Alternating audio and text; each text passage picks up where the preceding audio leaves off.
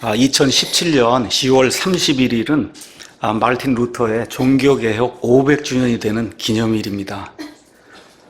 그래서 우리나라뿐만 아니라 전 세계 프로테스탄트 진영에서는 어떤 기념하기 위한 어떤 대회도 열고 또 그 종교개혁의 의미가 무엇인가 이걸 살펴보기 위해서 세미나도 하고 특히 신학대학에서도 여러 가지 일들을 이렇게 처리하면서 예수님의 초림, 예수님 초림 이후에 이 땅에 이제 교회가 세워졌습니다.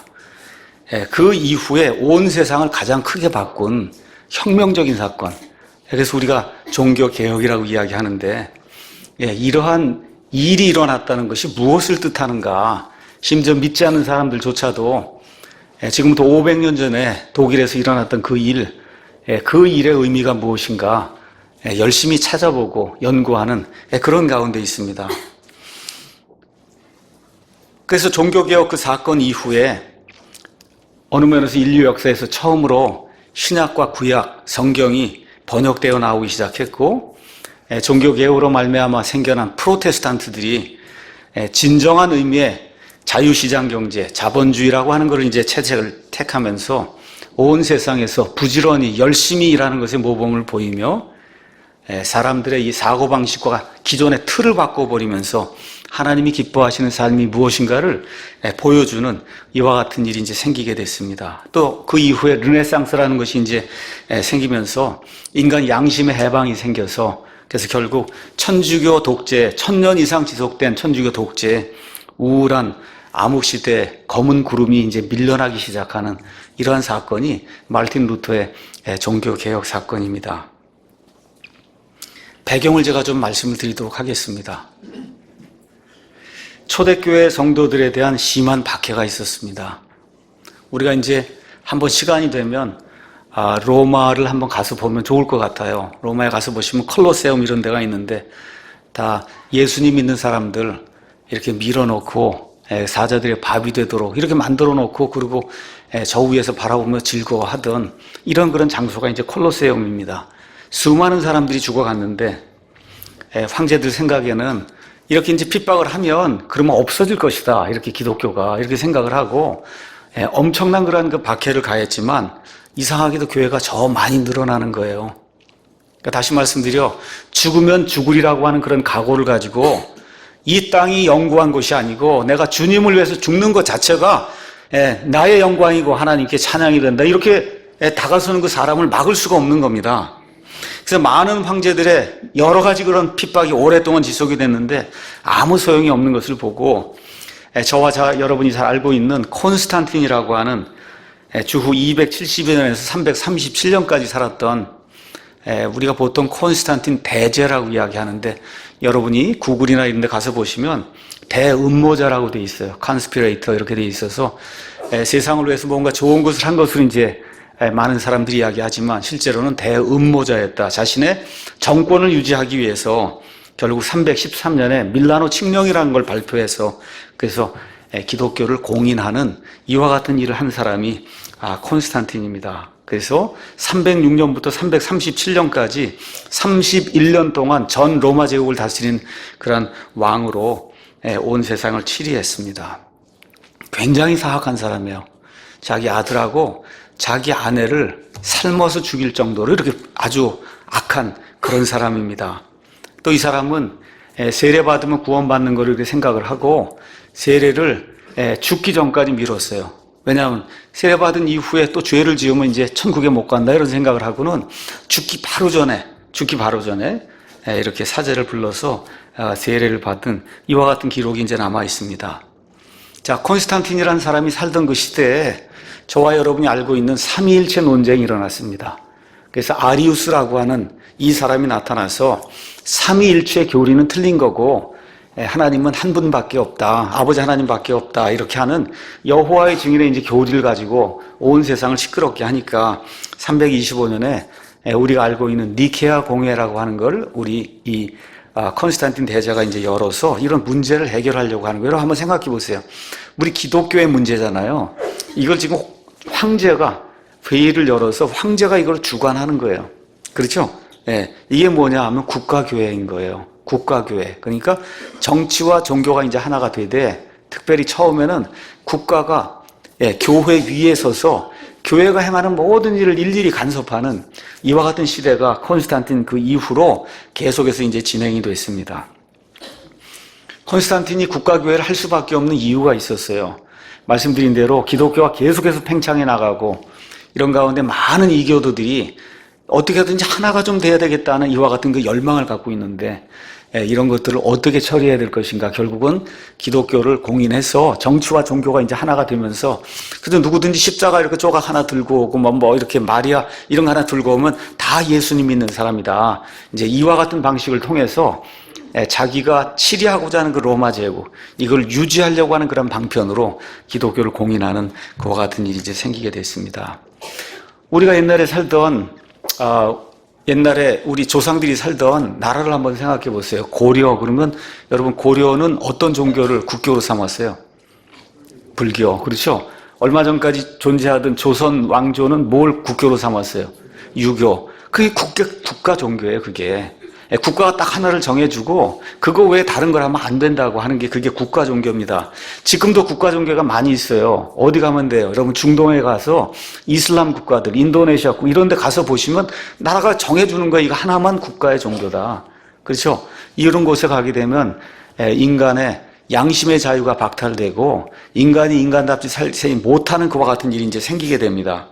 다시 말씀드려 종교가 정치 위에서 나라를 치리하는 이와 같은 일이 생기고 자 이렇게 콘스탄틴이 죽은 이후에 어거스틴인 사람이 이제 나타나게 됩니다. 그래서 아프리카 저 북쪽에 튀니지라고 하는 쪽에 있는 히퍼라고 하는 그런 도시의 주교였어요. 그래서 이 사람이 교회와 또 하나님의 대리자로 하나님이 임명했다고 하는 교황 이 교회와 교황이 온 세상을 다스리는 그와 같은 왕국을 제시하는 이론을 만들기 시작했습니다. 그러니까 다시 말씀드려 구약시대에 나와 있는 이런 천년왕국 우리 계시록 20장에 가서 보면 1000년 동안 예수 그리스도 통치하는 이런 왕국은 실제적인 그런 왕국이 아니라 교황이 교회를 통해서 온 세상을 다스리면 그것이 하나님이 이야기하는 왕국이다. 이런 걸 만들어서 무천년설이라고 하는 걸 주장을 하며 교회와 교황이 세상을 다스리는 모델을 하나님의 도시 시티 오브 갓이라고 하는 그런 책에 이렇게 이론으로 이제 정립을 해주면서 로마 교황이 세상 전체를 통치할 수 있는 이와 같은 그 시대를 이제 만들어가게 됐습니다. 자, 이렇게 되니까 양심의 자유를 가지고 정말 하나님이 원하시는 그런 삶을 살아야 되겠다고 이렇게 주장하던 도나티스트 같은 이런 사람들, 교회와 국가가 무력으로 이런 사람들 잡아 죽이고 멸절하는 이와 같은 악한 일이 이제 생기게 됐습니다. 이런 일들이 이제 계속 진행이 되다 보니까 그리스도를 믿는 기독교가 아니라 교회를 믿는 교회교로 이게 전락이 된 거예요. 여러분, 기독교는 그리스도를 믿는 거예요. 그리스도를 통해서 구원받는 겁니다. 그렇죠?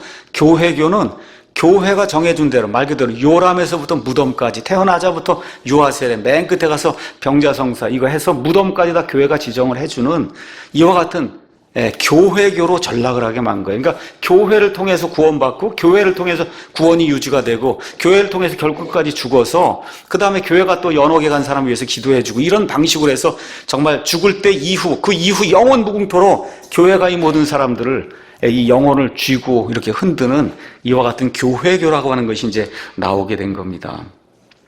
자, 이러한 시점에 콘스탄틴이 로마에서 지금 우리가 이스탄불이라고 하는 나라 도시 아시죠? 터키에. 그래서 아시아와 그 다음에 유럽의 딱 중간에 이렇게 놓여 있는 이 이스탄불, 그 당시엔 이름이 콘스탄티노플이에요. 그러니까 본인 이름이 콘스탄틴이었기 때문에 수도를 옮깁니다. 그래서 로마에서 저 콘스탄티노플로 이제 수도를 옮겨요. 그래서 황제가 이제 거기 가서 거하게 되니까 옛날에는 로마가 수도였는데 이제 콘스탄티노플이 이제 수도가 되고 황제가 이제 거기 거하게 됐어요. 로마의 이 주교가 다스리던 이와 같은 교회는 우리가 서방교회라고 얘기해요. 그 서방교회가 카톨릭교회고, 그 다음에 콘스탄티노플의 황제가 거하는, 거기에 거하고 있는 그런 교회는 우리가 정교회라는 거 아시죠? 그리스 정교회, 러시아 정교회, 이렇게 정교회 이름은 올소독스라고 얘기하는 거예요. 그러니까 우리가 정통이라는 거예요. 황제와 함께 여기 콘스탄티노플, 여기 수도를 중심으로 여기가 정통파고 저쪽은 아니다. 이렇게 하는 그와 같은 교회의 어떤 체제가 이제 형성이 됐습니다. 이렇게 되면서 동방에 있는 교회는 왕이나 이 국가가 종교를 다스리는 그런 형태로 유지가 됐고, 반면에 저쪽 로마에 있는 이와 같은 그 서방 교회에서는 교회가 국가 위로 들어서서 로마의 주교가 세상 왕을 다스리는 이와 같은 방식으로 세상이 이제 변하기 시작했습니다. 왜 이런 일이 생겼냐 하면 동로마로 이전한 이후에 여러 이교도들이 이 서로마 제국을 침입하기 시작했습니다. 여러분 역사 시간에 배웠던 반달족, 훈족, 여러 이런 이교도들이 이제 침입을 하게 될 때 왕은 속수무책이야. 할 수가 없는 거예요. 이렇게 될 때 로마의 주교가 나가서 이 사람들하고 이렇게 타협도 하고 이렇게 해서 이제 전쟁을 막기도 하고 이렇게 하다 보니까 로마 주교의 그 위치가 왕보다 더 높이 올라가는 이와 같은 시기가 있었습니다. 이러다가 결국 견디지 못하고 AD 480년경에 서로마 제국은 완전히 붕괴가 됐습니다. 제국 자체가 없어진 거예요. 그러니까 원래 로마 제국이 이쪽에 동로마가 있고 서로마가 있었는데 여기가 이제 완전히 붕괴가 되니까 로마 제국은 여기 동쪽에만 이제 존재하게 된 겁니다. 동쪽에. 자, 이러면서 이제 교황의 권위가 높아지기 시작했어요. 이 서로마 제국에서. 이런 가운데 또 교황을 싫어하는 사람이 있고 교황이 살해되기도 하고 하여튼 여러 가지 이런 그 좋지 않은 그런 일들이 이제 시작이 되면서 정말 교황권이 많은 문제를 이제 일으키기 시작했습니다. 이렇게 하다가 AD 1000년경 이제 넘어가면서 교황권이 다시 세상 권력을 이렇게 누르기 시작했어요. 그래서 우리 중학교 아마 고등학교 때 세계사 배울 때 카노사의 굴욕이라는 거 여러분 그런 거 들어보신 적 있어요? 카노사의 굴욕. 이거는 뭐냐 하면 11세기 중반에 나오는 그 교황의 이름이 그레고리 7세입니다. 이 사람이 교회 권력을 강화하기 위해서 그 당시 왕의 이름이 뭐냐면 신성 로마 제국의 하인리 4세예요. 그래서 이 교회 권력을 확장하려고 하니까 왕이 반발했습니다. 그래서 어떻게 해요? 교황이 왕을 파면했단 말이야. 왕 노릇을 할 수가 없는 거예요. 근데 이렇게 이제 되니까 어쩔 수 없이 교황하고 화해해야 될 것 같은 필요가 생겼어요. 그래서 1076년 겨울에 교황은 이탈리아 북부에 카노사라고 하는 그 성에 이제 들어가 있고 이 하인리는 거친 옷을 입고 맨발로 여러분 눈이 덮여 있는 거기를 맨발로 다 교황 앞에 찾아가서 1077년 1월 25일 카노사라고 하는 성문 앞에 딱 들어갔는데 교황이 받아주질 않는 거예요. 그래서 그 추운데 맨발로 무릎을 꿇고 3일 동안 고백성사를 하고 이렇게 해서 이제 교황이 이제 받아줬습니다. 이렇게 해서 교황 앞에 들어가서 왕이 무릎을 꿇고 잘못했습니다 하는 이와 같은 굴욕적인 것과 같은 그 사건, 그 유명한 카노사의 굴욕. 이 정도로 이 교황권이 엄청나게 위력을 이제 발휘하기 시작했어요. 이런 가운데 1200년 경에는 유명한 이노센트 3세라는 사람이 등장합니다. 우리가 네이버나 이런 데 가서 보시면 인노첸시오로 돼 있어요. 이노센트라고 하는 건 영어 이노센트란 말이에요. 그 무슨 얘기냐? 죄가 없다는 거예요. 교황의 이름이 나는 죄가 없는 자다. 이노센트. 그렇죠? 그 교황의 이름이 그렇게 된 거예요. 그 지금 3세가 이제 등장을 해서 뭐라고 얘기하냐? 교황은 태양이고 황제는 달이다. 이렇게 해갖고 1198년 10월 31일에 이와 같은 편지를 보냅니다. 우주의 창조주께서 하늘의 궁창에 두 개의 큰 빛 물체를 세우실 때 낮을 주관하는 더 큰 빛과 밤을 지배하는 작은 빛으로 만드셨다. 마찬가지로 그분께서는 하늘이라고 불리는 보편교회, 즉 카톨릭 교회의 궁창에 두 개의 큰 권위를 세우셨다. 낮을 향한 것 같이 영혼을 다스리는 더 큰 것과 밤을 향한 것 같이 육신을 다스리는 작은 것. 다시 말해 교황의 권위와 왕의 권력을 세웠다는 겁니다. 달은 자기 빛을 태양으로부터 얻으며 질과 동시에 크기, 위치, 역할에서 해보다 작다는 겁니다. 이와 같이 왕의 권력은 교황의 권위로부터 자기 품에 광채를 얻는다는 거예요. 그러니까 교황이 모든 걸 다 해주는 거니까 왕이 말을 잘 들어야만 교황의 힘을 힘입어서 그래서 왕이 무언가 역할을 할 수 있는 이런 존재다. 그래서 교황을 바라보는 것에 왕이 헌신하면 할수록 그만큼 더 밝은 빛에 휩싸이게 되며 교황을 바라보는 것에서 돌이킬수록 그만큼 더 광채를 잃게 된다. 여러분 어느 정도인지 이해하시겠죠? 교회의 권력이라고 하는 게. 그렇죠? 그래서 1200년, 지금부터 약 800년 전에는 말 그대로 그냥 온 세상이 로마 교황 앞에 가서 굴복하고 그렇지 않으면 살 수가 없는, 심지어 왕도 살 수가 없는 이와 같은 그 악한 시대가 우리 유럽에서 이제 일어나게 된 거예요. 이렇게 되면서 유럽의 대다수 국가들이 로마 교황의 지배하에 이제 들어가면서 결국은 국가교회를 형성하게 된 거예요. 그러니까 로마의 교황이 맨 위에 있고, 그리고 다 나머지 왕들, 이렇게 치리할 수 있는 사람들, 교황이 좌지우지하는 이와 같은 국가교회가 이제 형성이 됐습니다. 자, 이런 가운데 천주교가 득세를 하다 보니 어떤 일이 생겼냐 하면 대형 프로젝트를 우리가 좀 진행을 해야 되겠다. 첫 번째 프로젝트는 예루살렘 탈환을 하기 위한 십자군 전쟁이에요. 다시 말씀드려, 아까 말씀드린 대로 교황이 다스리는 이 교회가 다스리는 이 세상이 하나님의 왕국이란 말이에요. 그러니까 하나님의 왕국의 수도는 당연히 어디가 돼야 되겠어요? 예루살렘이 돼야 된단 말이죠. 그러니까 로마나 콘스탄티노플이 아니라 하나님이 다스리는 왕국은 예루살렘이 돼야 된다. 그걸 위해서 우리 천주교 신자들은 일어나야 된다 해서 수많은 사람들에게서 돈을 빼앗고 또 면죄부를 팔아서 그래서 거기 갔다 오면 연옥에서 300년 뭐 죄가 용서된다. 이런 방식으로 해서 수많은 사람들의 돈을 갈취하는 그 일을 위한 십자군 전쟁이 이제 일어나게 됩니다. 자, 이런 가운데 AD 1500년 정도 되었을 때 루터가 살던 시대에 또 하나의 큰 프로젝트를 하게 돼요. 그래서 뭐냐면 지금 우리가 교황청이라는 데 아시죠? 바티칸에. 그 교황청에 지금 성 베드로 이 사원이라고 하는 거, 이걸 우리가 다시 건축을 해야 되겠다. 왜 그러냐면 이 천주교에서는 초대 교황이 베드로라고 하는 거예요. 그래서 베드로가 로마에서 죽었다고 이제 이야기를 합니다. 이렇게 돼서 콘스탄틴 시대에 콘스탄틴이 땅을 기부를 했어요. 이렇게 해서 베드로 성당을 지어 주었습니다. 근데 오랫동안 이제 시간이 지나다 보니까 이 성당이 이제 초라하게 이제 변화가 된 거예요. 이게 사람들이 오랜 시간이 지나다 보니까. 그래서 교황권의 위용을 자랑하기 위해서 1505년에 교황 율리오 2세라고 한 사람이 옛 건물을 헐어버리고 새로 지어야 되겠다. 이렇게 해서 85년 뒤인 1590년에 지금 우리가 로마에 가면 보는 그 바티칸 성 베드로 사원이라고 하는 게 지금부터 한 500년 전에 90년에 걸쳐서 이제 완공이 된 거예요. 근데 그거 지으려고 하니까 돈이 엄청나게 들지 않습니까? 그렇죠? 그래서 이걸 해결하기 위해서 나온 게 뭐예요? 면죄부라는 거예요. 교회가 면죄부, 뭐예요? 영어로 인덜전스 이렇게 돼 있는데 교회가 죄를 용서해주는 서류가 그게 면죄부예요. 그래서 면죄부는 세례 이후에 범한 죄들은 고해 성사를 통해 용서받을 수 있으나 신적인 공의가 요구하는 잠정적인 형벌은 여전히 남아있다. 그리고 이러한 형벌은 현세나 또는 내세 즉 연옥에서 감당해야 된다는 거예요.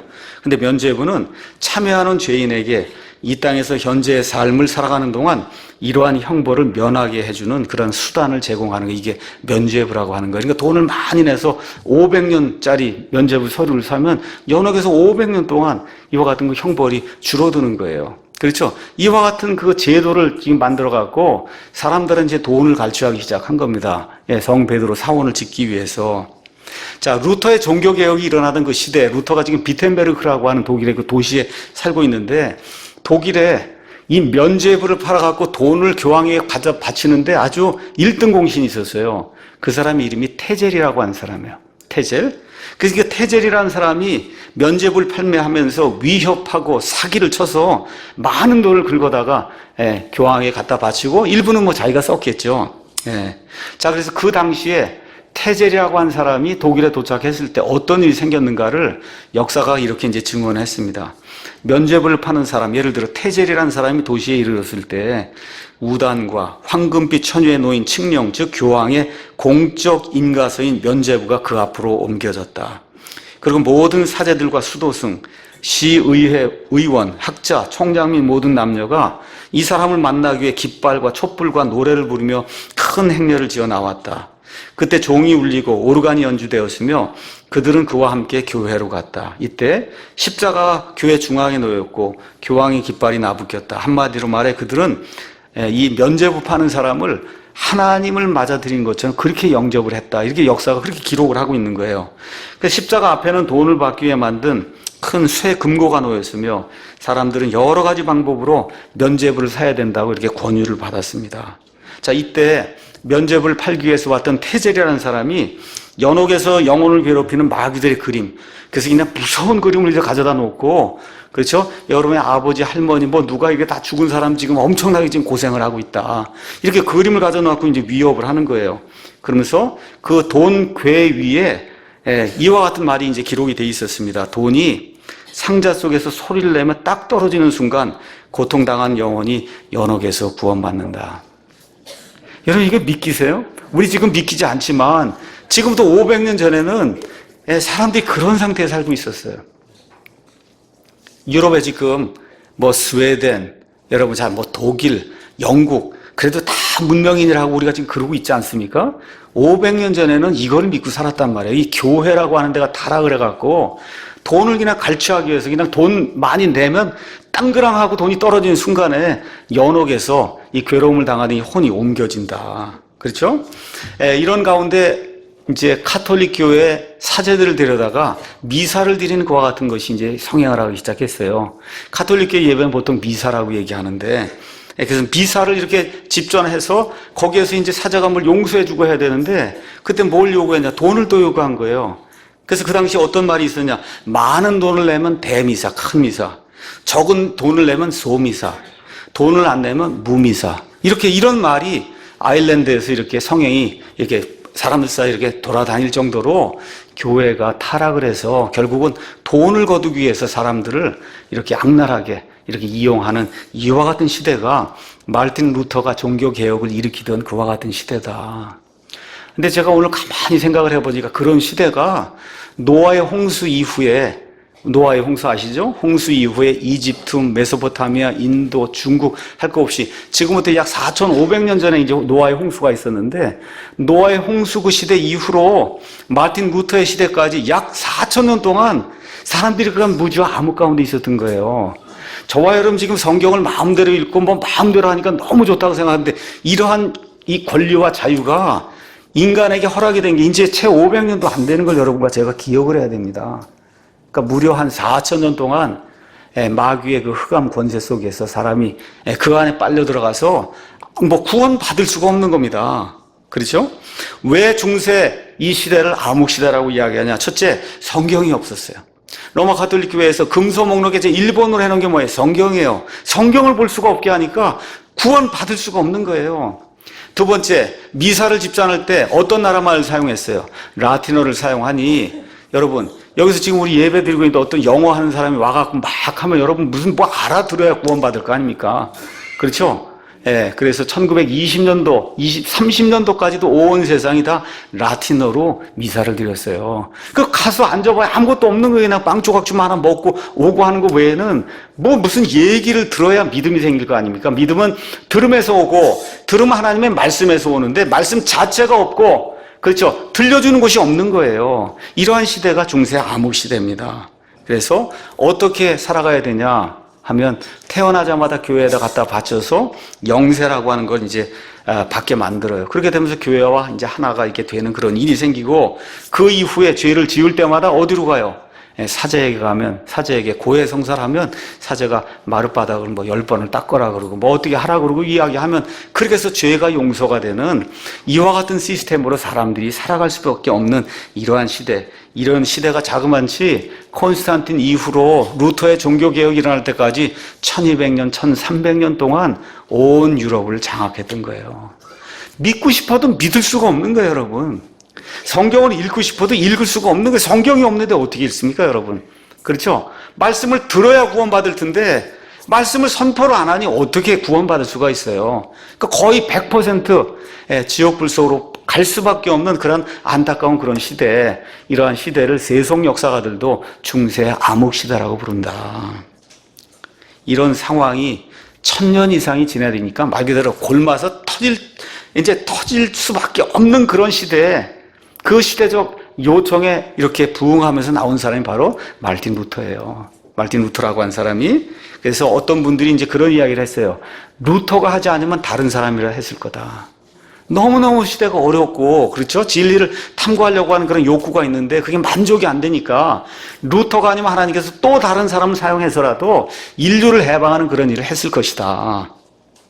자, 이런 상황 속에서 마르틴 루터 1483년에 태어나서 1546년까지 63년 동안 이 땅에 살았던 위대한 하나님의 사람이 이제 등장을 하면서 소위 종교개혁이라고 하는 것이 이제 일어나게 됩니다.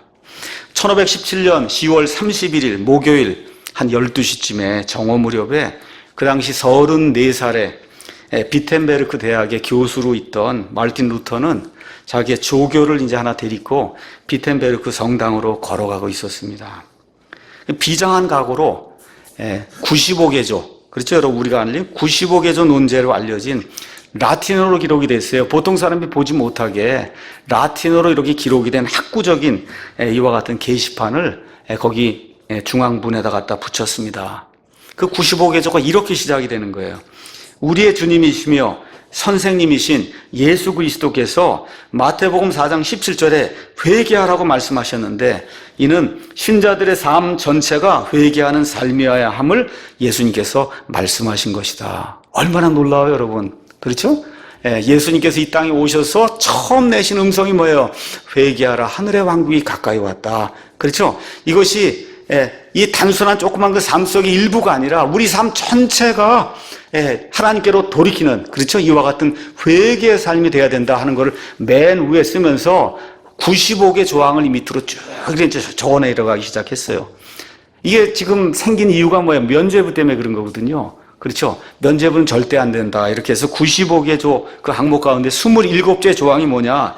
돈이 모금함에 떨어지자마자 영혼이 연옥으로부터 도피한다는 것은, 그것은 있을 수 없는 일이다. 그게 95개 조의 한 항목, 27번째 이제 항목이에요. 루터는 종교개혁을 일으키려고 그렇게 생각한 사람이 아니에요. 너무 답답하니까, 그렇죠? 학자의 입장에서 이것이 하나님이 원하시는 것이 아니겠느냐 해서 그걸 95개를 이렇게 적어 놓은 거예요. 그것도 일반 사람은 보지 못하도록 라틴어로 적어 놓은 겁니다. 근데 이 작은 계제 사건이 종교개혁으로 불리는 거대한 그 변혁의 사건의 이제 시발점이 됐어요. 자, 95개조 논제를 이렇게 적어 놓으니까 그 주변에 있던 사람들이 독일어로 이걸 번역하기 시작했습니다. 그렇죠? 이렇게 돼가지고 2주가 못 돼서 전 독일에 다 퍼지게 된 거예요. 그러면 한 달이 못 돼서 전 유럽으로 다 퍼져나간 거예요, 95개조가. 여러분, 이게 사람이 상상해 볼 수도 없는 그런 엄청난 일이 생긴 거예요. 왜 그런 일이 생겼냐? 이 일이 생기기 약 70년 전에 하나님께서 구텐베르크라는 사람을 사용하셔서 활자로 인쇄할 수 있는 그런 기술을 만들어 주셨어요. 이게 없었으면 절대 불가능한 일이에요. 그래서 하나님께서 이 일을 통해서 인쇄술이라는 이런 기술을 이제 만들어 준 걸 통해서 말 그대로 요원의 불길처럼 온 세상, 그 유럽, 그 당시 세상이라는 게 유럽인데, 마르틴 루터의 이 95개조가 말 그대로 온 유럽에 다 순식간에 한 달 내로 다 들어가는 이와 같은 혁명적인 사건이 일어나게 된 겁니다. 그래서 인쇄술이 없었으면 루터의 종교개혁이 불가능했다. 그래서 예수님 오신 이후에 여러분, 지금 우리 성경을 마음대로 보잖아요. 다 인쇄해서 보는 거잖아요. 그렇죠? 예수님 오시고 그 다음에 이제 승천하시고 그러고 나서 1450년쯤 지났을 때 드디어 인쇄술이 나온 거예요. 그 전에는 다 손으로 해야 되는, 손으로 마태복음부터 시작해서 다 손으로 필사를 해야 되는 거예요. 이렇게 갖고는 이런 일이 생길 수가 없는데 구텐베르크의 이 인쇄술 발명을 통해서 삽시간에 하나님의 은혜의 진리의 복음을 전달할 수 있는 그런 길이 열리면서 약 한 달 동안에 유럽 전체가 변혁의 도가니로 들어가는 그런 엄청난 일이 이제 생기게 됐습니다. 그래서 어떤 사람은 인쇄술을 하나님이 준비해 주신 그런 도구다, 이제 이렇게 이야기를 했고, 그래서 루터의 친구 중 하나는 종교개혁 당시 마치 이 인쇄술을 통해서 하나님의 천사가 일하는 것 같았다. 그러니까 그냥 뭐 순식간에 이렇게 퍼져나가는데 이 감당할 수가 없었어요. 그래서 하나님의 천사가 이 일을 도우시는 것 같다, 이러한 그 증언이 있었습니다. 자, 독일 전역에서 종교개혁이 이제 불길이 타오르던 1520년에서 1530년 그 배포되었던 소책자가 630편 정도 있었다 그래요. 우리도 소책자를 많이 만들잖아요. 그 당시 630개를 만들었다는 거예요. 이 기간에 판매된 독일어 책 가운데 3분의 1이 루터의 책이라는 거예요. 여러분, 비텐베르크의 조그만 그런 그 대학에 그냥 한낱 대학 교수, 뭐 아무것도 없는 그런 사람인데, 그 당시 독일 전체에서 이렇게 판매돼서 나가던 그런 책의 3분의 1이 루터의 책이었다. 당시에 독일에 70개 인쇄소가 있었는데 45개 인쇄소가 루터의 저서를 출판했다, 이렇게 이제 돼 있고, 루터의 소책자는 15판, 20판 이렇게 이제 쭉 나가면서 100만 부가 배포가 됐다 그래요. 여러분 생각해 보세요. 지금부터 500년 전에 여러분 무슨 자동차가 있어요, 무슨 비행기가 있어요, 그렇죠? 다 걸어 다니면서 이거 나눠주고 이제 이래야 되는데, 그 당시에 100만 부가 인쇄가 됐다고 하니까 지금식으로 따지면 한 1000만 부, 뭐 1억 뭐 이렇게 이제 인쇄가 된 거예요. 이런 방식으로 하나님께서 놀랍게 루터라고 하는 그런 사람을 통해서 인간 양심의 해방을 이루시고 그래서 예수님 안에서 구원받는 그와 같은 길을 하나님이 이제 열어주신 겁니다. 자, 그런데 이 일로 인해서 가장 놀란 사람이 있어요. 누굴까요? 마르틴 루터예요. 왜 그러냐면 본인이 의도하지 않았던 일이 생기고 만 거거든요. 전혀 우리가 지금 생각하는 종교개혁 이런 거 있잖아요. 그렇죠? 이런 걸 의도하지 않았어요. 그냥 단지 학자적인 양심에 따라 예수님께서 회개하라고 하시니까 우리의 온 삶이 회개하는 그런 삶을 살아야 되고 그 일을 위해서 교회가 개혁을 해야 된다 해서 95개 그 thesis, 논제를 적어놓은 것이 없는데 이 일로 인해서 갑자기 종교개혁의 불길이 일어나면서 종교개혁을 일으킨 이와 같은 당사자가 이제 된 겁니다. 자, 이 일 이후에 1521년 1월 3일에 교황이 직서를 내려서 루터를 파문을 했습니다. 파문, 뭐예요? 다시 말해, 이단이다. 이렇게 해갖고, 루터를, 그 당시 교회는 카톨릭 교회에서 이 사람을 추례하는 그와 같은 일이 생겼어요. 자, 이런 가운데 하나님께서 은혜를 베풀어 주셨습니다. 그 당시 독일에는 황제가 있었는데, 이 황제를 누가 뽑냐면, 7명의 제후가 황제를 뽑는 거예요. 그 7사람 그 제후 중에 한 사람이 누구냐 하면 프리드리 3세라고 한 사람이 있었어요. 이 사람이 비텐베르크 대학을 설립한 사람입니다. 그래서 자기 대학 교수인 루터를 보호해주면서 왕이 무엇라고 이야기하든 교황이 무엇라고 이야기하든 요구에 응하지 않았습니다. 자신의 정치적 이런 손실을 다 감수하면서 루터를 보호해주고 나중에는 이 사람이 바르트부르크 성에서 루터를 이제 그 안에 집어넣고 그 사람을 도와주고 하면서 성경 번역할 수 있도록 모든 물자를 다 제공해주는 이와 같은 아름다운 일이 이제 생기게 됐습니다. 루터의 생애를 제가 잠깐 여러분에게 말씀드리겠습니다. 루터는 1483년 11월 10일 독일의 작센 안할트라고 하는 그런 주의 아이슬레벤이라고 하는 그런 도시에서 7남매 중 장남으로 태어났습니다. 자, 그래서 태어난 다음 날, 지금 천주교 세상이니까 어디로 갔냐면 베드로 교회에 간 거예요. 루터가 살던 그런 마을의 이름이 베드로 교회. 거기 가서 영세를 받았습니다. 근데 여러분, 천주교에는 모든 날 성인이 있어요. 1월 1일에 성인은 누구, 1월 2일에 성인인데 이날 영세 받는 날, 그날의 성인은 누구냐 하면 마르틴이에요. 마르틴. 그래서 그의 이름이 마르틴 루터가 된 겁니다. 그 이름이. 자, 그래서 그 이후에 루터의 가족이 만스펠트라는 데로 이제 이사했고, 18살 때, 1501년에 아버지가 그렇게 원하던 법률가가 되기 위해서 에르푸르트 대학에 이제 진학하게 됐고, 4년 지나서 문학 석사 학위를 받았습니다. 근데 루터의 삶 속에 하나님을 향해서 내가 좀 살아야 되겠다 하는 그런 결심을 하는 그런 일이 1505년에 생깁니다. 1505년 7월 2일, 그 자기가 속했던 그 에르푸르트 대학 그 근방에서 이렇게 걸어가고 있는데 그냥 엄청난 이 번개가 떨어지면서 바로 자기 옆에 떨어지면서 말 그대로 구사일생으로 목숨을 건지는 그런 일이 생긴 거예요.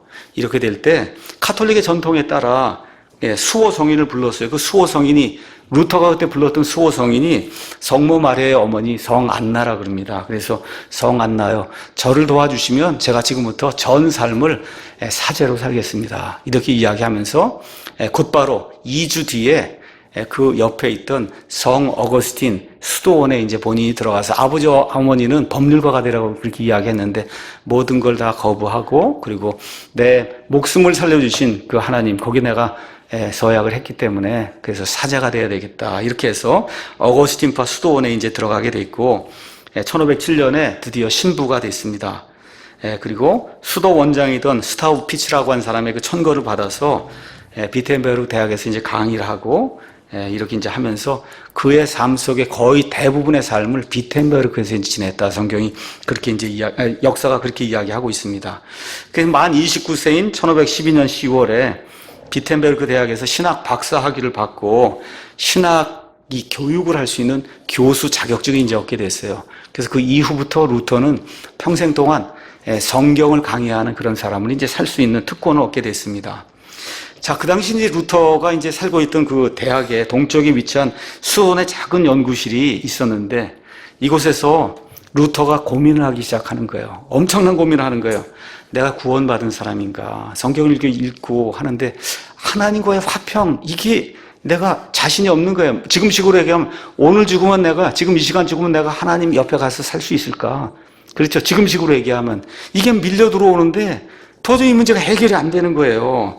그래서 해결이 안 되니까 어떻게 계속해서 고행에 정도를 늘려가고 수행을 하고 계단을 걸어 올라가고 뭐 무릎을 꿇고 올라가고 고백 성사를 하고 뭐 이야기를 해도 안 되는 겁니다. 이게 하나님과의 화평이 이루어지질 않는 거예요. 그러면서 어떤 생각이 들었냐면 나만 그런 건가? 아니 우리 옆에 있는 저 수도 원장님이나 옆에 있는 이런 사람들 이런 고민하지 않는가? 어떻게 온 유럽 전체에서 나만 이런 고민을 하는가? 이렇게 고민에 빠지기 이제 시작했습니다. 그렇죠? 예, 고해 성사를 많이 하고 금욕을 했지만 소용이 없는 거예요. 그 이유가 무엇인지 알 수가 없었어요. 얼마나 깨끗하게 살았겠습니까? 그렇죠? 혼자 들어가서 매일 성경 읽고 금욕하고 고행하고 그리고 하나님 모든 거 다 하는데도 구원받았다고 하는 하나님의 의를 입었다고 하는 이와 같은 게 생겨나질 않는 거예요.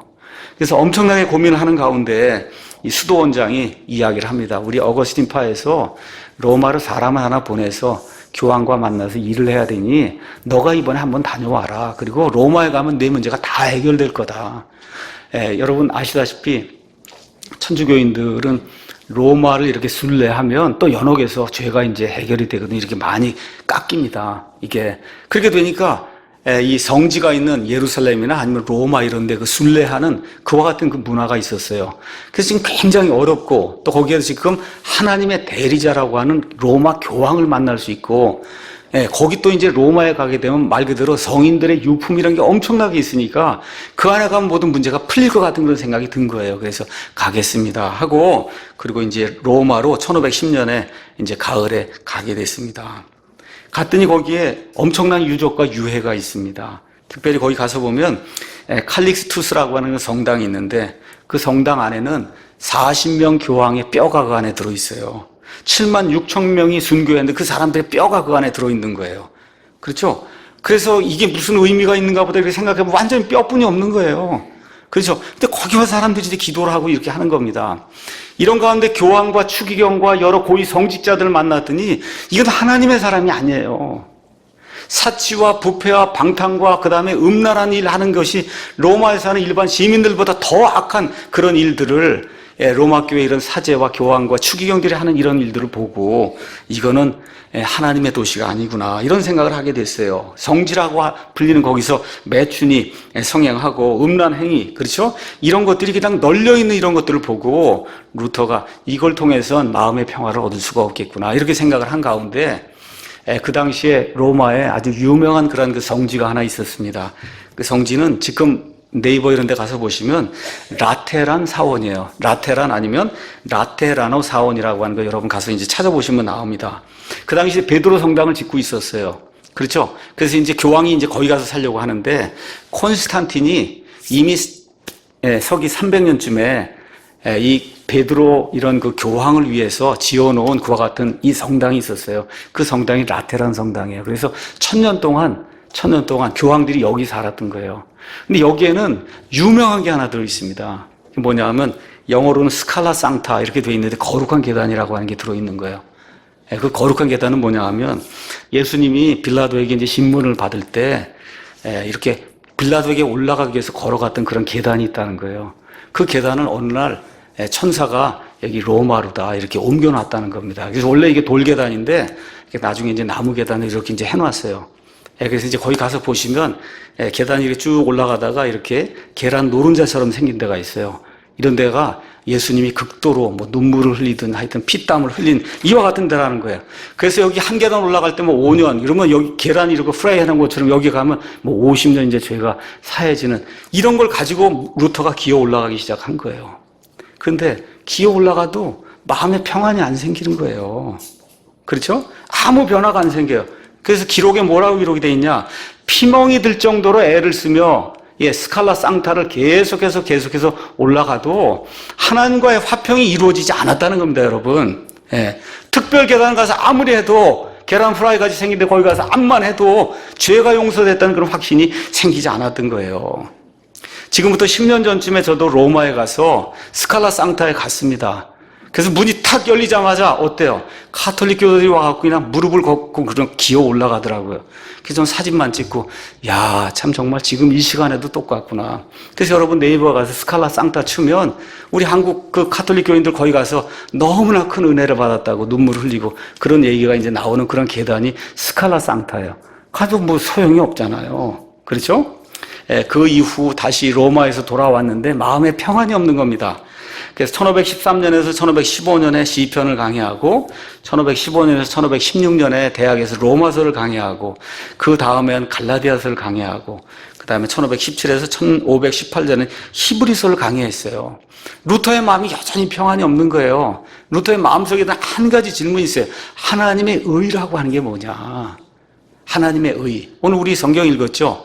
그렇죠? 로마서 1장 16, 17절에 내가 그리스도의 복음을 부끄러워하지 아니하노니 이는 그 복음이 믿는 모든 자를 구원에 이르게 하는 하나님의 권능이기 때문이라. 먼저는 유대인에게요. 또 그리스인에게로다. 이게 나온 다음에 복음의 복된 소식, 사람을 구원해준 복된 소식에는 하나님의 의가 믿음에서 믿음까지 계시되어 있나니 이것은 의인은 믿음으로 살리라 함과 같으니라. 이렇게 지금 기록이 되어 있는데 교수가 돼서 이거 로마서를 강의를 했는데도 자기가 하나님의 의라고 얘기를 하는데도 그 의가 뭔지를 모르겠다는 거예요. 그래서 그 당시에는 어떻게 생각을 했냐면 하나님이 공의로운 분이기 때문에 하나님의 의라고 하는 건 하나님의 공정한 심판일 거다. 이렇게 생각하고 강의를 하기 시작을 한 겁니다. 자, 이러면서 유명한 루터의 탑 체험이라고 하는 것이 이제 나오게 돼요. 그래서 네이버에 가서 루터 치시고 탑 체험이라고 하는 거 치면 마르틴 루터가 회심하게 되는 그런 그 일을 이제 기록한 이러한 그 탑 체험에 대한 이야기가 나옵니다. 말씀드린 대로 루터는 비텐베르크에 있는 어거스틴 수도원에서 이제 살았습니다. 그 수도원의 탑 속에 난로가 딸린 그의 연구실이 있었어요. 그래서 거기에서 열심히 연구를 했습니다. 이 연구실의 이름을 따라 탑이 있었기 때문에 그래서 루터의 경험을 탑 체험이다. 이제 그렇게 이야기하고 또 루터가 구원의 확신을 얻게 되었다고 해서 이때 일어났던 그 사건을 복음적 해방이다. 이렇게 이제 신학자들이 이제 부르게 됩니다.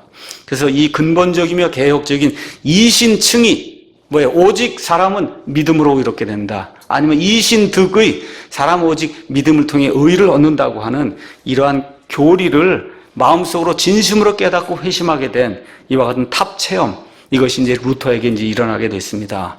루터에게 이 일이 언제 일어났는지 아무도 몰라요. 어떤 사람은 1517년 종교개혁 전에 일어났을 것이다.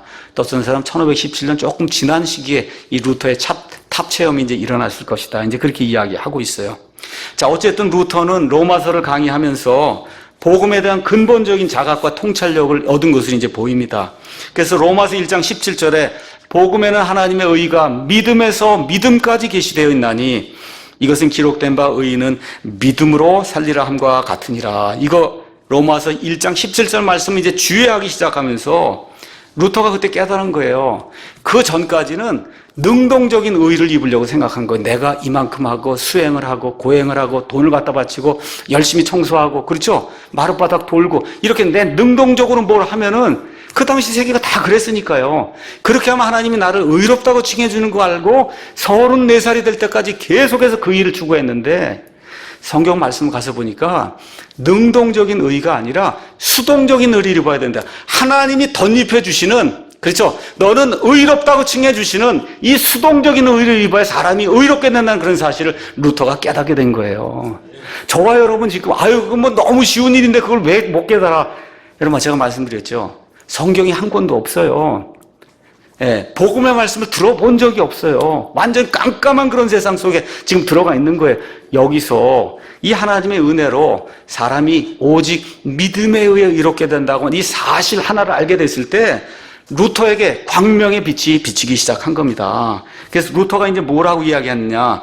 나는 이러한 새로운 깨달음을 얻게 되었을 때 마치 새롭게 태어난 것과 같은 감격을 체험하였으며 천국으로 향하는 문이 활짝 열린 것 같은 그런 느낌을 받았다는 거예요. 이게 우리 보통 구원받은 사람들이 느끼는 그 일 아닙니까? 그렇죠? 깜깜한 데서 살다가 하나님이 덧입혀 주시는 십자가 예수님의 그 보혈의 공로를 통해 누구든지 그분을 믿기만 하면 사람의 어떤 의로운 행위가 아니라 하나님이 덧입혀 주셔서 전가해 주신 것과 같은 의, 이 의를 통해 사람이 하나님 앞에 의롭게 된다는 이 사실을 깨닫고 그 이후부터 루터가 죽을 때까지 매일같이 설교했던 그 설교의 제목이 뭐예요? 이신칭의 사람은 믿음으로 의롭게 된다. 사람은 오직 믿음으로 의롭게 된다. 그래서 그 당시에 로마 가톨릭 교회의 오류는 선행을 열매가 아닌 구원의 조건으로 삼는 것이었어요. 여러분, 열심히 선하게 살면 그러면 구원받는다. 이게 종교가 가르치는 거예요. 로마 가톨릭 교회 지금도 그걸 가르치고 있어요.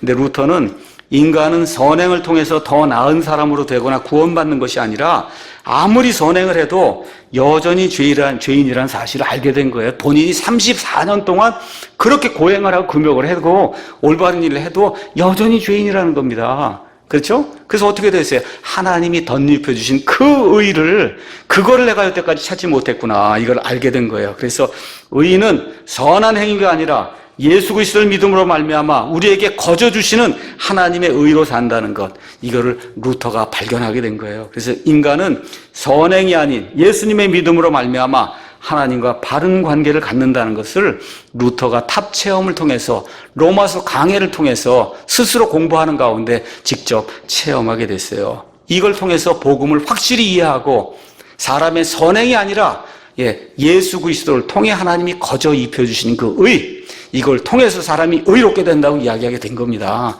엄청난 거죠. 자, 이렇게 이제 돼서 1517년에 이 비텐베르크에 95계절 붙이고 나서 드디어 이제 2단으로 파문이 됐습니다. 근데 그 당시에 이 독일에 황제가 있었어요. 황제 이름이 카를 5세예요. 근데 이 사람은 교황을 추종하는 사람이거든요. 근데 자기 나라 지금 시민이 교황을 대적해서 지금 교황과 이렇게 싸우고 있고 2단 판정을 받고 이러니까 이 사람을 어떻게 하든지 해서 추방을 시키든지 아니면 지금까지 주행했던 모든 걸 다 철회하든지 이렇게 하도록 만들어야 되겠구나, 이렇게 생각을 하고 1521년에 보름스라고 하는 데서 어떤 회의를 열어요. 제국회의를 소집을 한 거예요. 이렇게 돼서 종교 지도자들 다 이렇게 모으도록 하고 마르틴 루터가 그 앞에 서서, 그래서 지금까지 제가 했던 모든 거 다 철회합니다. 그렇죠? 이렇게 해서 교황하고 싸우지 않겠다는 이와 같은 거를 말하도록 하기 위해서 보름스 제국회의를 연 거예요. 근데 보름스 제국회의를 열었을 때 어떤 일이 생겼냐. 동료들이 뭐라 그래? 가면 안 된다. 죽는다. 죽어요. 그 당시에 여러분 알고 있는 틴데일 아시죠? 틴데일 죽임당했어요. 또 체코의 얀 후스라고 하는 사람 죽임당했거든요. 그러니까 가면 안 된다. 가다가 죽는다. 이때 마르틴 루터가 했던 유명한 이야기가, 보름수의 지붕 기와장만큼이나 많은 마귀들이 자리를 잡고 있다고 해도 나는 그곳에 가겠다, 이렇게 하면서 썼던 찬송가가 내주는 강한 성이요. 이 찬송가를 이제 기록하게 된 거예요. 내주는 강한 성이요, 방패와 병기 되시니 큰 환난에서 우리를 구하여 내시리로다. 옛 원수 마귀는 이때도 힘을 써 모략과 권세로 무기를 삼으니 천하에 누가 당하랴. 내 힘만 의지할 때는 패할 수밖에 없도다. 힘 있는 장수 나와서 날 대신하여 싸우네. 이 장수 누군가? 주 예수 그리스도 만군의 주로다. 당할 자 누구랴? 반드시 이기로다. 이 땅에 마귀 들끓어 우리를 삼키려 하나. 옛날 찬송가에는 인민을 삼키려 하나, 이렇게 돼 있어요. 맞는 말입니다. 겁내지 말고 섞어라. 진리로 이기리로다. 친척과 재물과 명예와 생명을 다 빼앗긴데도 진리는 살아서 그 나라 영원하리라. 아멘. 이 찬송가 작사를 하고 그리고 보름수로 당당하게 이제 걸어가게 된 거예요. 그래서 1521년 4월 2일에 비텐베르크 이제 출발해서 4월 16일에 보름수에 도착했어요. 그랬더니 2만 명이 넘는 사람들이 기다리고 있는 거예요. 여러분, 그 옛날에 2만 명이 넘는데 얼마나 이 루터를 지지하기 위해서 2만 명이 넘는 사람이 이제 그달에 기다리고 있어요. 바로 그 다음 날 4월 18일에 4월 17일에 황제하고 추기경이 루터를 불러내서 이야기를 하는 거예요. 내가 지금까지 했던 모든 걸 철회해라. 철회해야만 살아남을 수 있다. 이걸 이제 이야기한 겁니다. 그랬더니 루터가 너무 겁이 나고 어렵고 두려우니까 하루 기회를 더 달라. 그래서 하룻밤을 하나님과 같이 기도하고 4월 18일 황제 앞에서 이렇게 나와서 의연하게 대변했습니다. 성경의 증거와 명백한 이성에 비추어 나의 유죄가 증명되지 않는 이상 나는 교황들과 교회 회의의 권위를 인정하지 않겠습니다. 사실 이 둘은 오류를 범하여 왔고 또 서로 엇갈린 주장을 펴왔습니다. 내 양심은 하나님의 말씀에 사로잡혀 있습니다. 나는 아무것도 철회할 수 없고 또 그럴 생각도 없습니다. 왜냐하면 양심에 반해서 행동하는 것은 안전하지도 못할 뿐만 아니라 현명한 일도 아니기 때문입니다. 오 하나님이여 나를 도우소서. 아멘. 이렇게 하고는 황제가 번복하고 취소하라고 하는 이와 같은 명령에 불복종하게 됐거든요. 영국의 역사학자 토마스 칼라일이라는 사람이 이렇게 이야기했어요. 루터가 보름수 제국회에서 죽음을 무릅쓰고 출두한 일은 유럽 역사상 최대로 중요한 그런 장면이다. 또 보름수 국회에서 자신의 주장을 철회하지 않겠다고 말하는 이 장면은 인류 근대 역사에서 가장 위대한 순간이다. 또한 지옥 그 자체에 정면으로 도전하고자 했던 루터의 행위는 두려움 없는 최고의 용기가 무엇인가를 몸소 보여준 것이다. 이렇게 이제 이야기를 했어요. 그래서 황제 등이 루터를 죽이려고 했지만 제가 말씀드린 프리드리그 대제 제후가 사람들을 보내서 4월 24일에 그를 바르트부르크라고 하는 성으로 이렇게 피신시켜서 루터가 살아남을 수 있도록 그렇게 이제 은혜를 베풉니다. 자, 이렇게 이단으로 이제 정죄가 됐어요. 황제 앞에서 철회할 수 없다고 이제 이야기했어요. 이렇게 해서 바르트부르크로 이제 들어갔는데, 그래서 이 사람들이 루터를 살리기 위해서 이름을 바꿔줍니다. 융커 웨르크라고 이름을 바꿔주고 이 루터를 변장을 시킨 거예요. 그래서 그렇지 않고는 살 수가 없으니까. 이렇게 해서 바르트부르크 성에 은거하면서 에라스무스가 만들어 놓았던 그리스 신약성경, 그 신약성경을 11주 만에 독일어로 번역을 해요. 이 바르트부르크에서. 여러분, 이건 엄청난 일이에요. 하나님이 함께하지 않으면 불가능한 일이거든요. 11주 만에 보통 독일 사람들이 보는 그런 말로 성경을 번역하지 않고서는 이 무지를 깨뜨릴 수 있는 방법이 없구나 이렇게 생각하고 불철주야 노력을 하는 가운데 11주 만에 독일어로 성경을 번역해서 1521년 가을에 이 독일어 성경을 내놓게 됩니다. 그래서 시대와 상황을 막론하고 가장 경이롭게 어떻게 11주 만에 성경을 번역할 수 있을까? 이 업적은 루터가 암흑시대에 희미한 불빛 아래서 병약한 몸과 싸우며 이뤄낸 것이다. 이렇게 이제 역사가 평가를 하고 있어요. 건강한 가운데, 상황이 좋은 가운데 이런 게 아니라 말 그대로 가장 병약한 가운데 11주 만에 하나님의 말씀 신약 성경을 독일어로 이렇게 만들어내는 그런 일이 생겼어요. 그 뒤에 구약이 나왔습니다. 왜 이런 일을 했냐? 루터의 그 기록에 가서 보면 젊은 시절에 나는 에르푸르트 대학 도서관에서 성경을 처음 봤다는 거예요. 여러분, 그전까지 성경을 볼 수가 없어요. 대학에 갔더니 드디어 성경이 있는 걸 본 거예요. 나는 완전한 성경 전체를 읽는 큰 즐거움을 그때 누렸다는 겁니다. 당시로서는 어느 누구도 가져볼 수 없는 그런 기회, 성경을 읽는다는 거, 이거를 대학 가서 이게 발견하게 돼 결국은 성경을 통해서 구원받게 됐잖아요. 그렇죠? 그러면서 루터가 이야기한 말이 밖으로 나가서 집집마다 그 안행네들을 만나라. 거리의 아이들을 만나라. 시장의 보통 사람들에게 말을 걸어봐라. 그렇게 말하는 그 말로 성경을 기록해 줘야 된다는 거예요. 이 보통 사람들이 이해할 수 있는 그 말로 성경을 기록해 줘야 그래야 마귀의 무지에서 사람이 벗어날 수 있다.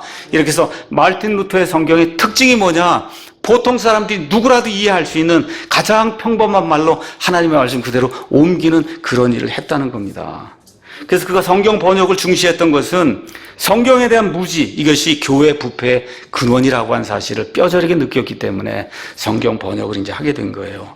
그래서 루터의 그 성경이 1534년에 신구약이 이제 다 나오게 됐습니다. 근데 거기서 멈추지 않았어요. 루터는 동료의 도움을 받아서 계속해서 번역을 개정하기 시작해서 1534년부터 1546년까지 11번을 개정을 한 거예요.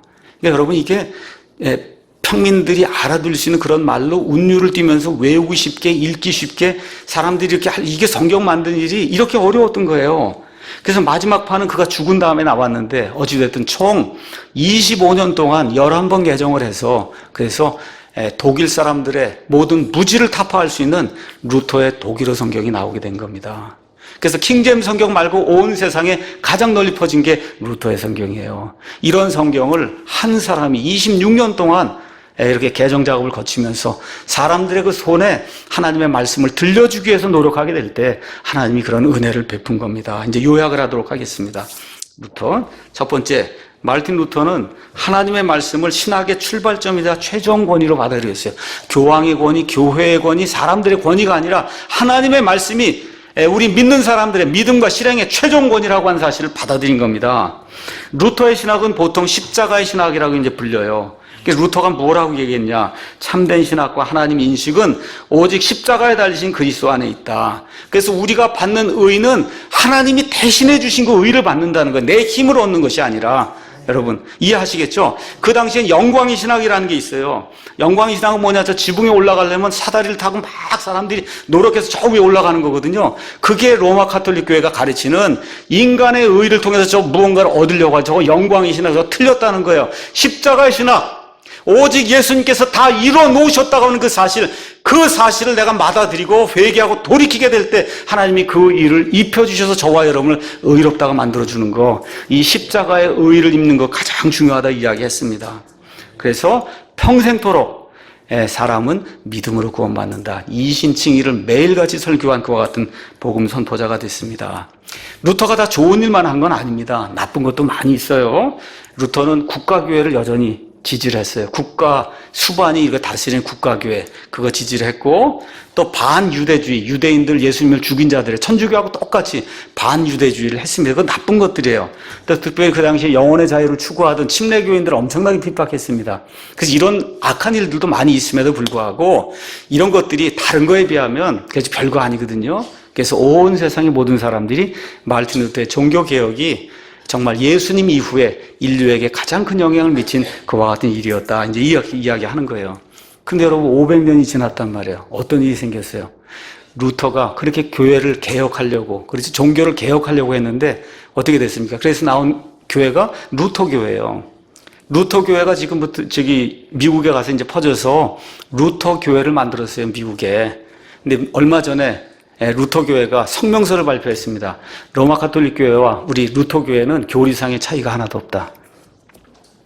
그 무슨 얘기야? 마르틴 루터가 헛고생했다 그렇게 얘기하는 거거든요. 이것이 바로 종교를 개혁하게 될 때 생기는 문제라는 거예요. 종교는 절대 개혁이 안 됩니다. 뛰쳐나와서 처음부터 말씀을 들고 복음으로 들어서야지 웬만한 거 다 유지하면서 이신칭의 하나만 가지고 하다 처음엔 됐어요. 500년 지나니까 그 후예들이 천주교나 우리 루터교회는 똑같은 믿음을 갖고 있다고 하는 이와 같은 이율배반적인 이와 같은 선언을 하는 이런 안타까운 일이 생기게 됐습니다. 교훈의 말씀 드리겠습니다. 첫째, 마틴 루터처럼 사도 바울처럼 광야에 목마른 사슴처럼 애타는 심정으로 주님을 갈망하는 자들에게 우리 주님이 은혜를 베푸신다는 거예요. 그걸 저와 여러분이 체험을 해야 됩니다. 구원받기 위해서 애타게 찾으셔야 되고, 구원받은 이후에도 성화되기 위해서 애타게 주님을 찾을 때 루터에게 탑 체험을 하게 해주신 그 주님이 저와 여러분에게도 탑 체험 이상의 것을 체험할 수 있도록 하나님이 해주실 줄로 믿습니다. 두 번째, 교회가 영혼의 자유를 억압하면 안 돼요. 중세 암흑시대는 교회예요. 교회에서 시작해서 교회가 구원을 주고 교회가 구원을 유지하는 이런 형태의 교회교는 안 되는 거예요. 영혼의 자유가 압박을 받는 겁니다. 누가 우리의 왕이냐? 오직 예수 그리스도만 우리의 왕이 되신다. 세 번째, 교회와 개인의 부흥은 성경에서 오는 거예요. 그래서 종교개혁자들의 힘은 언제나 성경에서 나왔습니다. 그래서 종교개혁자들이 사용했던 그 사본이 뭐예요? 그 프로테스탄트 사본, 다수 사본, 천주교 사본 다 배격을 하고, 그렇죠? 에라스무스와 엘제비어 브라더 이런 모든 사람들이 전해주었던 전통적인 교회가 사용했던 다수본문, 공인본문, 수용본문, 마르틴 루터가 사용했던 그러한 본문, 이것이 진짜 하나님의 성경이다. 여기서 루터의 성경이 나왔고 1611년에 저와 여러분이 손에 들고 있는 킹제임 성경이 나오게 된 겁니다. 네 번째, 종교는 절대로 변하지 않습니다. 종교는 안 변해요, 여러분. 그래서 저와 여러분이 이런 모든 거 두고 종교적인 형식만 바꾸려고 하는 거 잠깐은 있을 수 있어요. 근데 그게 오래 가지 못합니다. 그래서 종교를 바꾸려고 하시면 안 돼. 내가 가지고 있는 종교를 바꾸려고 하시면 안 되고 이 복음으로 아주 180도 돌아서야 되는 겁니다. 이걸 하기 위해서 저와 여러분 여기 사랑 침례교회 지금 모여 있는 거예요. 다섯 번째, 인쇄술이 발명이 됐어요. 그 인쇄술과 같은 게 지금 우리의 유튜브라든지 SNS, 소셜미디어예요. 그래서 그 당시에 인쇄술을 통해서 루터의 이런 모든 것들이 세상에 전달된 것처럼 저와 우리 사랑 침례교회 유튜브라든지 나와 있는 이런 것들을 통해서 말 그대로 우리가 가지 못하는 모든 것에 마음껏 미디어를 전달할 수 있는 이와 같은 복음 전파를 해야 된다. 우리가 이제 깨달아 알 수가 있습니다. 마지막으로 역사를 잊는 민족 혹은 사람은 망하게 돼 있습니다. 여러분, 역사를 잊으시면 안 돼요. 그래서 종교개혁의 그런 역사뿐만 아니라 우리나라에 흘러갔던 그런 모든 역사를 기억을 하고 있는 그대로 믿으셔야 돼요. 미워하면 안 됩니다. 있는 그대로 믿고 역사에서 무언가를 배워서 우리와 우리 아이들에게 이걸 제대로 가르칠 때 그 나라의 미래가 보장이 되는 거예요. 그래서 이런 게 기억하면서 이 모세가 신명기 기록하면서 매일 얘기하는 게 뭐예요? 기억하라는 거예요. 잊지 말라는 거예요. 기억해라. 기억해라, 기억해라. 그 말씀을 마치면서 저도 여러분에게 부탁드립니다. 우리나라의 역사뿐만 아니라 이런 종교개혁의 그런 역사를 기억하고 기억해서 다시는 똑같은 잘못을 저지르지 않는 우리 모두가 되기를 예수님의 이름으로 축원합니다.